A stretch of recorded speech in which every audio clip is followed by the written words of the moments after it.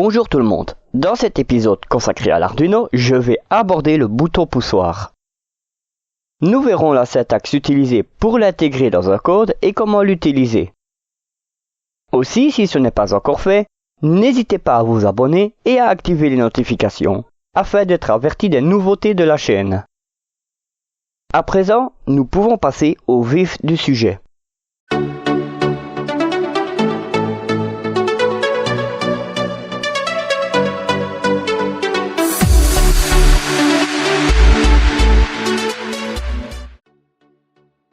Le circuit présenté ici est, comme pour les montages précédents, très simple car il est composé de seulement 4 composants. En effet, il n'y a juste que 2 résistances, une LED et un bouton poussoir.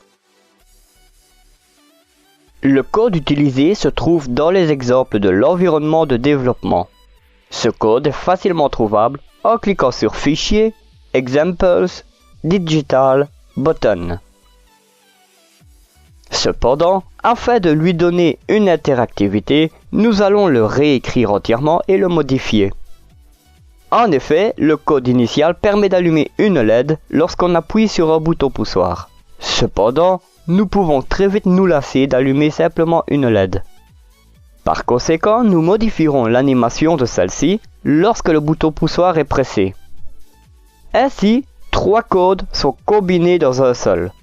Il y a le code permettant d'utiliser le bouton, le code Blink permettant de faire clignoter la LED quand le bouton poussoir est pressé, et le code de l'effet de fondu permettant de la faire clignoter progressivement quand le bouton est relâché. Quant aux 2 derniers, je vous propose d'aller voir la vidéo sur le code Blink et celle sur l'effet de fondu afin de comprendre leur fonctionnement. Dans notre code, nous allons déclarer 2 constantes. Les constantes sont des valeurs qui ne peuvent pas être changées en cours de code. Celles-ci sont placées avant le bloc void setup. Ces constantes sont de type const. Le mot-clé const est l'abréviation de constant signifiant constante en français. Celles-ci sont, dans notre exemple, combinées avec le mot-clé int afin d'obtenir une constante sous forme de valeur entière comme, par exemple, le numéro d'une broche. Grâce à ces constantes, on ne risque pas de modifier une valeur par inattention. Ainsi, commençons à écrire nos 2 constantes. Pour la première, on écrira const int button pin égale 2.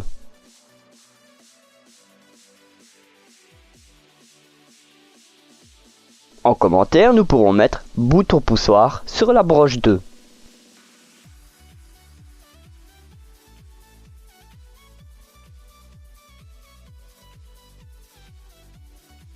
Pour la seconde constante, nous mettrons const int letPin égale 9.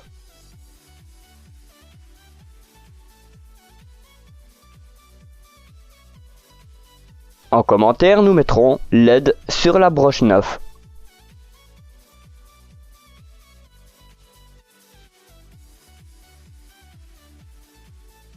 Au-dessus de ces constantes, nous pouvons mettre le commentaire suivant. Déclaration des constantes.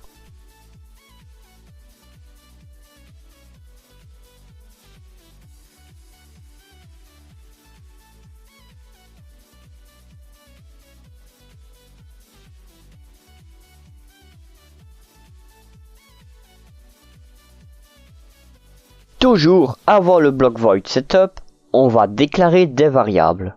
Celles-ci sont de type int et il y en a 3. La première va servir à initialiser l'état du bouton poussoir.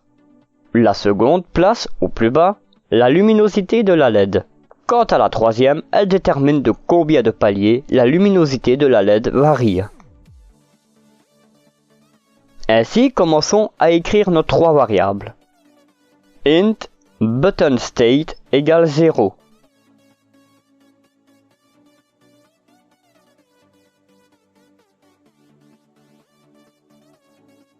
En commentaire, nous mettrons initialiser l'état du bouton poussoir.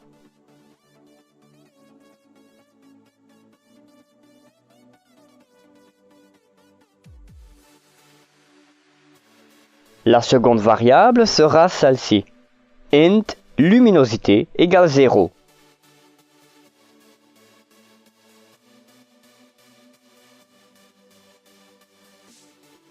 En commentaire, nous pouvons mettre la luminosité de la LED est initialement au plus bas.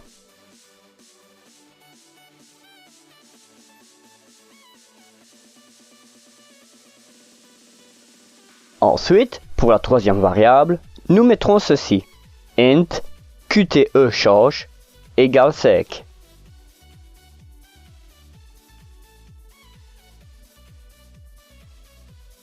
En commentaire, nous pouvons mettre par combien de paliers la luminosité varie.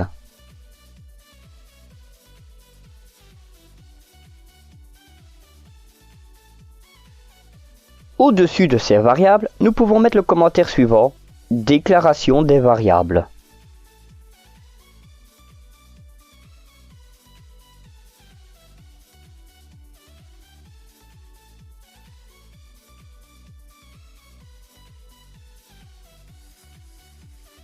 À présent, nous devons configurer les broches reliées au bouton poussoir ainsi qu'à la LED. Cette étape se déroule dans le bloc Void Setup. Pour configurer ces broches, on utilise l'instruction Pin Mode. À l'aide de celle-ci, nous définissons comment sont utilisées ces broches. Comme la broche 9 est reliée à la LED, nous la configurons en tant que sortie. Ainsi, nous pouvons écrire la ligne de code suivante. Pin Mode, entre parenthèses, LED Output.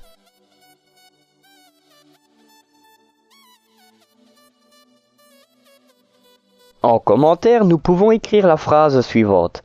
Utiliser la broche 9 en tant que sortie.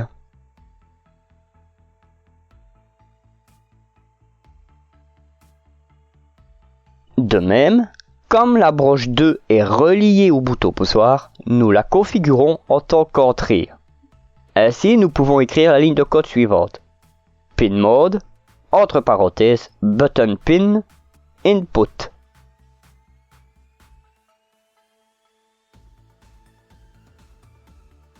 En commentaire, nous pouvons écrire la phrase suivante. Utiliser la broche 2 en tant qu'entrée.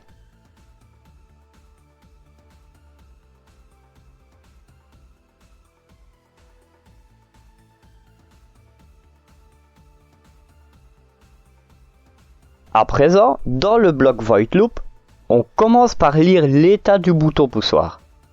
Pour y arriver, on va chercher la variable ButtonState et lire l'état de la broche étant reliée au bouton poussoir à l'aide de l'instruction DigitalRead. Ainsi, nous pouvons écrire la ligne de code suivante. ButtonState égale DigitalRead, entre parenthèses, ButtonPin.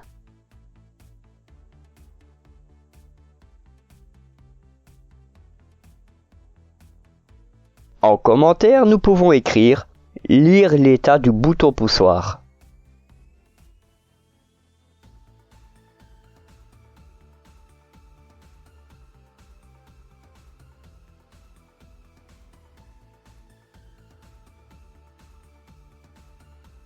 À présent, voyons l'instruction conditionnelle if-else. La condition if a été abordée lors du montage de l'effet fading. Lorsque le test était vrai, un bloc de code était exécuté. S'il s'avérait faux, le test recommençait au début. Avec l'instruction else, si le test est faux, un autre bloc de code est exécuté. Cela permet d'obtenir plusieurs fonctionnalités. Prenons l'exemple de notre projet. Si le bouton poussoir est enfoncé, la LED se met à clignoter. C'est le code blink qui est exécuté. Sinon, si le bouton n'est pas enfoncé, la LED clignote toujours, mais avec un effet de fondu. C'est le code fade qui s'exécute. De même, pour le code blink, j'ai utilisé des délais de 250 millisecondes afin que la LED clignote assez rapidement.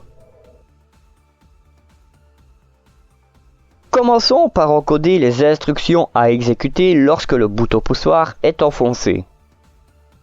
Dans cette position, un état haut est présent sur la broche 2, laquelle est reliée au bouton. Ainsi, nous pouvons écrire les lignes de code suivantes. If, entre parenthèses, button state égale high, fermez la parenthèse et ouvrir les accolades.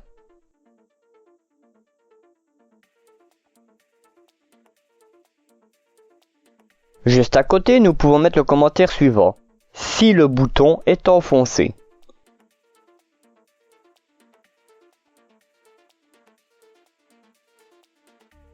Ensuite, tapons la ligne suivante. Digital write, entre parenthèses let pin, high.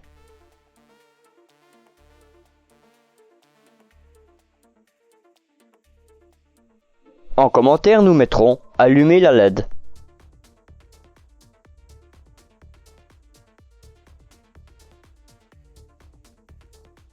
Ensuite, nous pouvons mettre delay entre parenthèses 250. Le commentaire sera attendre 250 millisecondes.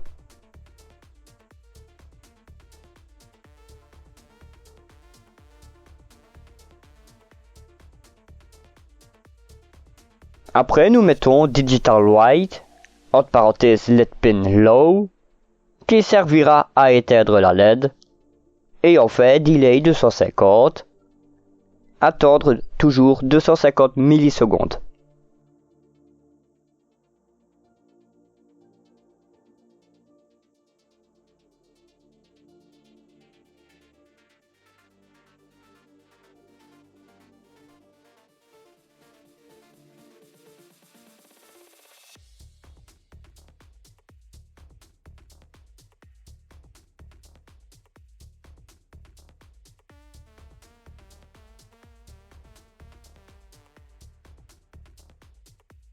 Au-dessus de ce bloc de code, nous pouvons mettre le commentaire suivant. Vérifier si le bouton poussoir est enfoncé. S'il l'est, faire clignoter la LED.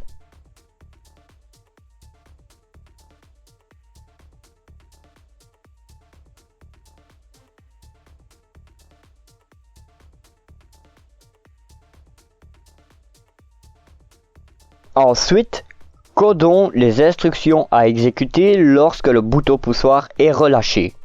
Dans cette position, un état bas est présent sur la broche 2. Ainsi, nous pouvons écrire les lignes de code suivantes.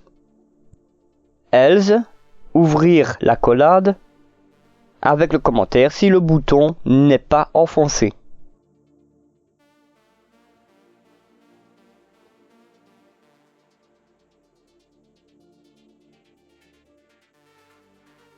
Ensuite, nous mettons analog write, entre parenthèses let pin luminosité. Le commentaire sera modifier la luminosité de la LED.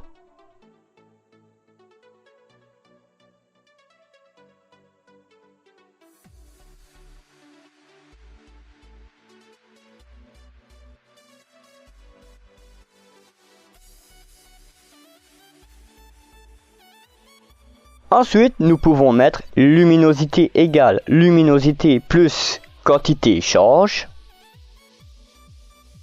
Et le commentaire qui va avec, qui est augmenter de 5 la luminosité.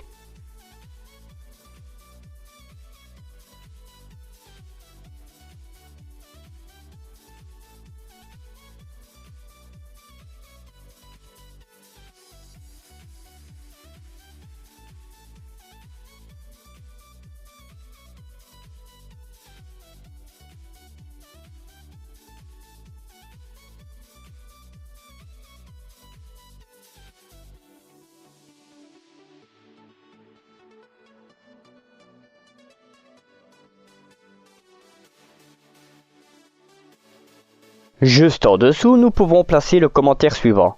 Inverser le sens de la variation de luminosité.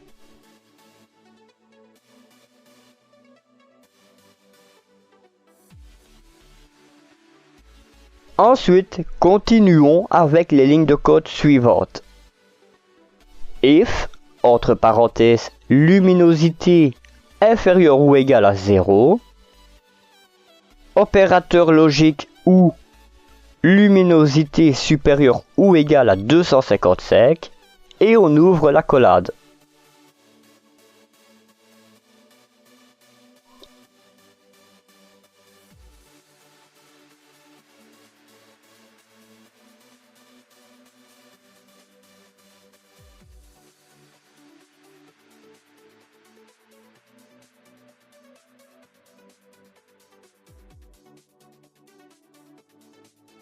On continue avec quantité change égale moins quantité change. On ferme la collade.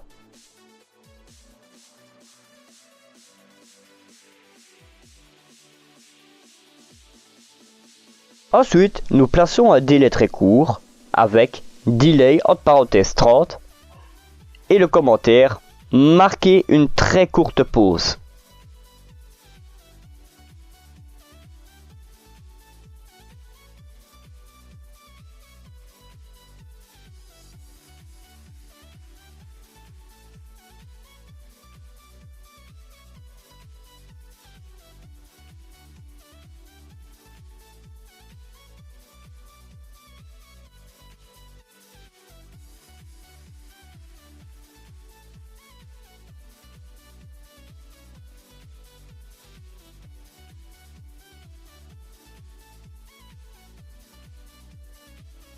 À présent, observons le schéma de principe. Nous observons une résistance en série au bouton poussoir. Celle-ci permet d'obtenir un niveau stable sur la broche d'entrée. Lorsque le bouton est relâché, un niveau bas se trouve sur la broche 2. Lorsque ce bouton est enfoncé, un niveau haut se trouve sur cette broche. Lorsque la carte Arduino est mise sous tension et que le bouton poussoir n'est pas enfoncé, le microcontrôleur envoie des signaux carrés très rapidement sur la broche 9. Lorsque la LED est éteinte, la tension sur la broche 9 augmente progressivement jusqu'à atteindre 5 volts. En même temps, la luminosité de la LED augmente jusqu'à atteindre une intensité lumineuse maximale. Une fois que ce seuil est atteint, la tension sur la broche 9 diminue progressivement jusqu'à atteindre 0 volts. En même temps, la luminosité de la LED diminue jusqu'à ce qu'elle soit éteinte. Lorsque le bouton poussoir est enfoncé, l'animation de la LED change car la tension sur la broche 9 alterne à présent entre 0 volts et 5 volts. De cette façon, la LED se met à clignoter normalement. À présent, nous pouvons monter ce petit circuit. Mais avant, observons le schéma d'implantation de celui-ci. Sur ce schéma, nous retrouvons la carte Arduino Uno, le bouton poussoir et sa résistance de tirage à la masse, ainsi que la LED et sa résistance de limitation. Après avoir observé le schéma d'implantation, nous pouvons prendre connaissance des composants dont nous aurons besoin. Il nous faudra une platine d'expérimentation, une carte Arduino Uno, une résistance de 220 ohms dont les anneaux sont rouge, rouge, marron, or, une résistance de 10 kΩ dont les anneaux sont marron, noir, orange, or, un bouton poussoir, une LED, des fils de connexion et un câble USB pour l'alimentation de l'Arduino. À présent, nous pouvons passer à la pratique et monter le circuit. Ainsi, commençons par placer le bouton poussoir sur la platine d'expérimentation. Relions une extrémité de celui-ci au rail positif.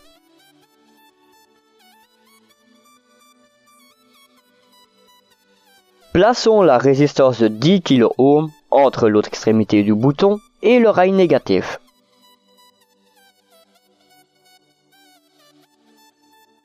Insérons la résistance de 220 ohms sur la platine. Relions la LED entre cette résistance et le rail négatif de la platine.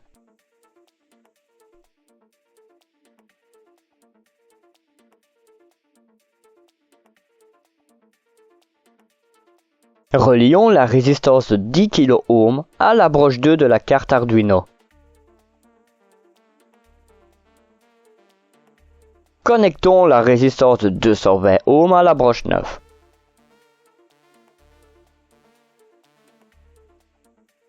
Relions le rail positif de la platine à la broche 5V et le rail négatif de la platine à une des broches GND de la carte.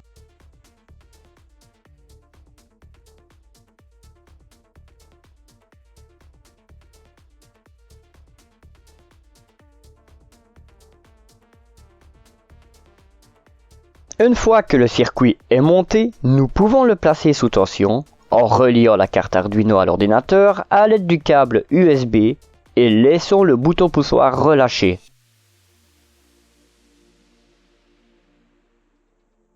La LED se met à s'allumer progressivement jusqu'à atteindre un seuil maximal de luminosité.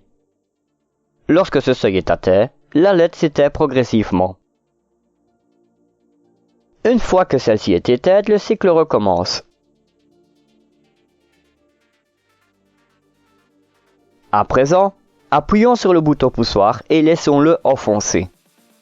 La LED se met à clignoter à une fréquence plus élevée.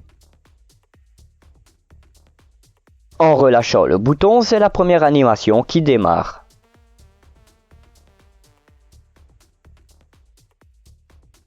Nous sommes arrivés au terme de cette vidéo dans laquelle nous avons vu comment configurer et utiliser un bouton poussoir. Nous y avons découvert les constantes de type const ainsi que l'instruction else qui est complémentaire à la condition if. Aussi, nous avons vu qu'il est possible, grâce à un bouton poussoir, de modifier le comportement d'un circuit. Si cette vidéo vous a plu, n'hésitez pas à la liker, à la partager et à la commenter.